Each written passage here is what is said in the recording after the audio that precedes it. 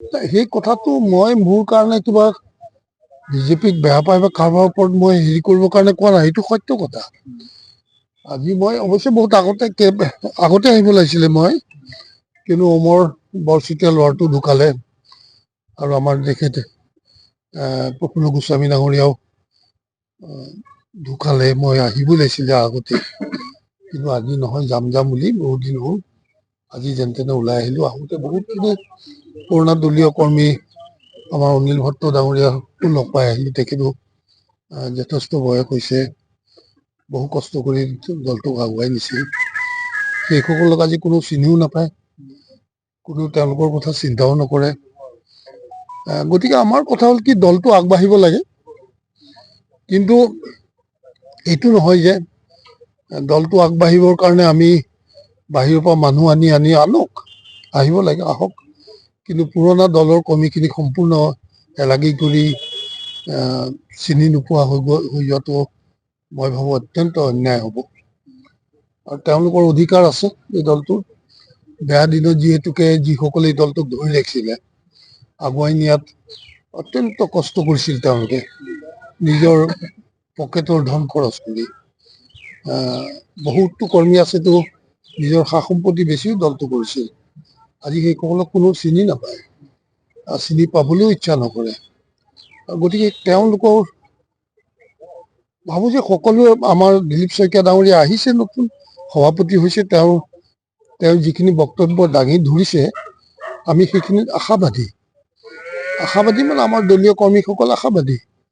আৰু যদি তেওঁ কোৱা মতে কামখিনি কৰে, তেতিয়াহ'লে ভাল, দলৰ কাৰণেও ভাল, সকলোৰে কাৰণে ভাল। আৰু গতিকে তেওঁৰ ওপৰত নিৰ্ভৰ কৰিব। আৰু তেওঁ যিহেতুকে সভাপতি হৈ তেওঁৰ বক্তব্যত এইখিনি কথা ৰাখিছে, নপুৰণি সংমিশ্ৰণত হ'ব, সেইখিনিক যাতে পুৰণিখিনিক এলাগী কৰি নিদিয়ে, আমাৰ সেইটোৱে আহ্বান। আৰু তেতিয়া দলটো আৰু অধিক শক্তিশালী হৈ থাকিব, সেইটোৱে বিচাৰো। আমাৰ বৰ বিশেষ তেনেকুৱা হেৰি নাই। যদিহে এলাগী কৰে তেতিয়া কি কৰিব? পৰৱৰ্তী ছাব্বিছত আপোনালোকে কেনেকুৱা ধৰণৰ ব্যৱস্থা গ্ৰহণ কৰিব? চাওক, মই কৈ আছো যে দলৰ কৰ্মীসকল যেনি তেনি ইফালে সিফালে যাব খুজিছে, মই সেইখিনি বাধা দি ৰাখিছো। মই সেইকাৰণে তেওঁলোকৰ মাজলৈ আহি থাকো, কিন্তু মই নিবিচাৰো যে আমাৰ দলটো ক্ষমতাৰ পৰা আঁতৰি কংগ্ৰেছৰ নিচিনা এটা দল ক্ষমতাত আহক, এইটো মই নিবিচাৰো।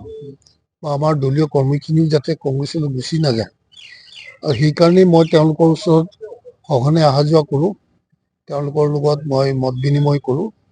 আৰু গতিকে দিলীপ শইকীয়া ডাঙৰীয়া আহিছে নতুন সভাপতি হিচাপে, তেওঁ বৰ অনুভৱী মানুহ, তেওঁ নিশ্চয় বুজি পাব।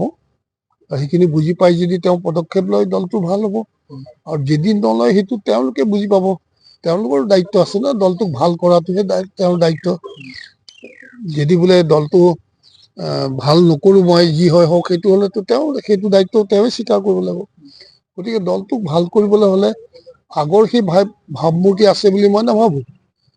আমাৰ ভাৱমূৰ্তি বহুতখিনি ম্লান হৈছে। এই ম্লান হোৱা ভাৱমূৰ্তিখিনি পুনৰ উদ্ধাৰ কৰিব লাগিব তেওঁৱে। আৰু পুনৰ উদ্ধাৰ কৰিবৰ কাৰণে তেওঁ কি পদক্ষেপ ললে পুনৰ উদ্ধাৰ হ'ব, এইখিনি তেওঁ মোতকে বেছি ভাল বুজিব। সেইটোৱে আমাৰ আহ্বান। আগৰ সভাপতিসকলে বঞ্চিত কৰিছে নেকি আপোনালোকক? চাওক, সেই চব কথা মই আৰু দোহাৰিব খোজা নাই। যি হৈ গৈছে হৈ গৈছে, কিন্তু এতিয়া যাতে ভাল হয় আৰু ভৱিষ্যতেও যাতে ভাল হয় দলটো, সেইটোৱে মই বিচাৰিছো। যিখিনি হৈ গৈছে, ভুল ভ্ৰান্তি কাৰ হৈছে কি নাই, সেইটো মই ধৰি থাকিব খোজা নাই, বা মই সেইখিনি মোৰ দলীয় কৰ্মীকো কৈ পেলাই মই তেওঁলোকক বেলেগ ধৰণে এটা দিশা দেখুৱাব খোজা নাই। যি হৈ গ'ল হৈ গ'ল, কিন্তু এতিয়াৰ পৰা ভাল হওক। নতুন সভাপতি আহিছে, আপোনালোকক দায়িত্ব মোক দায়িত্ব দিয়া নিদিয়া সেইটো কথা নাই, কিন্তু আমাৰ যিসকলে আছে এলাগী হৈ, মই বিচাৰো তেওঁলোকক ফ্ৰণ্টত আনিব লাগে। ফ্ৰণ্টত আনিব লাগে, তেওঁলোকৰ অধিকাৰ আছে। তেওঁলোকে ভিক্ষা খোজা নাই। এই দলটোৰ একদম হেৰি কেঁচুৱা অৱস্থাৰ পৰা ইয়াক ডাঙৰ কৰা এইখিনি কৰ্মী না, গতিকে তেওঁলোকৰ অধিকাৰ আছে ইয়াত। সেই অধিকাৰটো তেওঁলোকে পাব লাগে। যাকে যি MLA বনোৱা, MP বনোৱা, সেইটো বেলেগ কথা, কিন্তু সাধাৰণ যিখিনি দলীয় কৰ্মী, তেওঁলোকৰ অধিকাৰৰ পৰা তেওঁলোকক বঞ্চিত কৰিব নালাগে। আজি ক'ত ক'ত আপুনি? মই আজি বহু কেইজন কৰ্মী ঘৰত গ'লো মই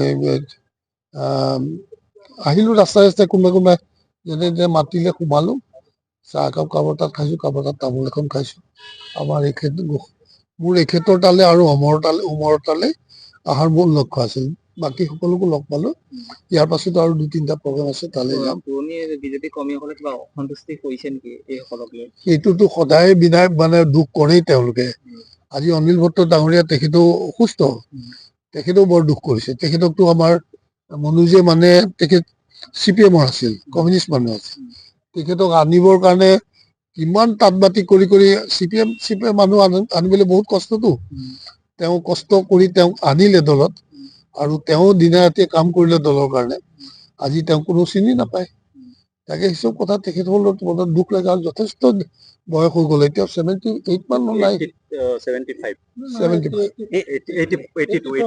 82 তেওঁলোকে অকমান মৰম বিচাৰে তেওঁলোকৰ ল'ৰা ছোৱালী যি আছিলে লিগেচি এটা পাব বিচাৰে তেওঁ কৰি গৈছিলে গতিকে তেওঁৰ ল'ৰা ছোৱালী কিবা ক'ৰবাত নহয় কিবা অধিকাৰ অকণ পাব বিচাৰে সেইটো দিব লাগে সেইটো ৰাজনীতিত মানে সেইটো এটা থাকেই লিগেচি এটা ক্লেইম কৰে মানুহে নহয় জানো নতুন বিজেপিক আদৰি লৈছে কি কওঁ সেইখিনি মই কৈ নাথাকো প্ৰবীণ আদৰি আছে লওক আদৰিবলৈতো আমিও নতুন মানুহ আনিবলৈ সদায় যেতিয়া আমাৰ চালুকীয়া অৱস্থা আছিল দলটো তেতিয়াতো নতুন মানুহৰ সমাগম আমি সদায় বঢ়াবলৈ চাইছিলো আৰু আজি অভাৰফ্ল' কৰিব নালাগে অভাৰফ্ল' আৰু সেইচব বাদ দিয়ক আৰু সেইচব মই নকওঁ যি হ'ল যি আহিছে কিন্তু তাৰে সংমিশ্ৰণত দলটোক শক্তিশালী কৰিব লাগে দলটোক দুৰ্বল কৰিব নালাগে অভাৰফ্ল'টো হৈছে ডেফিনেটলি অভাৰফ্ল' হৈছে কাৰণে পুৰণাখিনি এলাগী হৈ গ'ল না আগতে আমি যেতিয়া প্ৰথম বিজেপি কৰিছিলো